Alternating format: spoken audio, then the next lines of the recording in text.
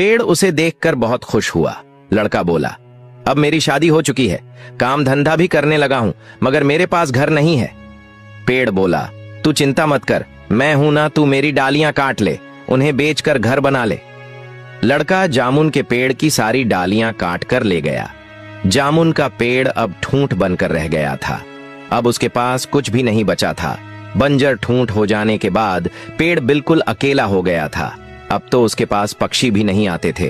अब न नई कलियां फूटी न पत्ते निकले। पेड़ पूरी तरह मुरझा गया था। कई वर्ष बीत गए। अब पेड़ ने उस लड़के का इंतजार करना भी छोड़ दिया था। बहुत वर्षों बाद एक बूढ़ा वहां आया। पेड़ से बोला, मुझे पहचाना?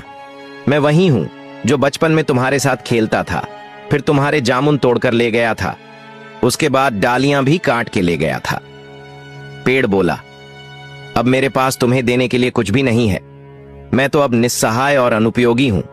अब मैं तुम्हारे किसी काम का नहीं हूं। अब तो कोई भी मेरे पास नहीं रुकता।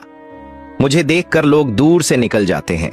बूढ़ा उदास होकर बोला, अब मैं तुमसे कुछ लेने नहीं आया हूं। अब तो मैं तुम्हारे पास कुछ देर खेलने आया हूं, थोड़ी देर सुस्ताने आया हूं। थक गया हूं जिंदगी की भागदौड़ में। अब तुम्हारी गोद में सर रखकर थोड़ा सा आराम करना चाहता हूं।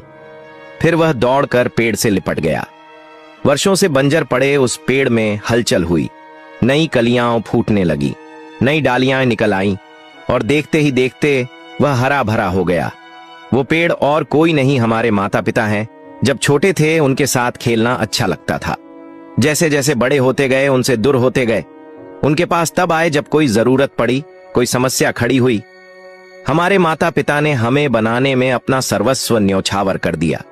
जब भी उनसे कुछ मांगा, उन्होंने हमें खाली हाथ नहीं रखा। जो भी उनके पास था हम पर खुशी खुशी वार दिया। खुद कंगाल हो गए, हमें ऊंचा उठाते उठाते। आज भी वे माँ बाप उस बंजर पेड़ की तरह अपने बच्चों की राह देखते हैं। दो मीठे बोल बतलाने के लिए, कुछ पल उनके साथ बिताने के लिए। आओ ना, हम जाके उनसे लिपट जाएं, उनके गले लग जाए। उनको अब हमारी जरूरत है। उनकी बूढ़ी आंखें हर पल हमारी राह तक रही हैं। आओ ना, उनका सहारा बनकर उन्हें फिर से हरा भरा कर दें।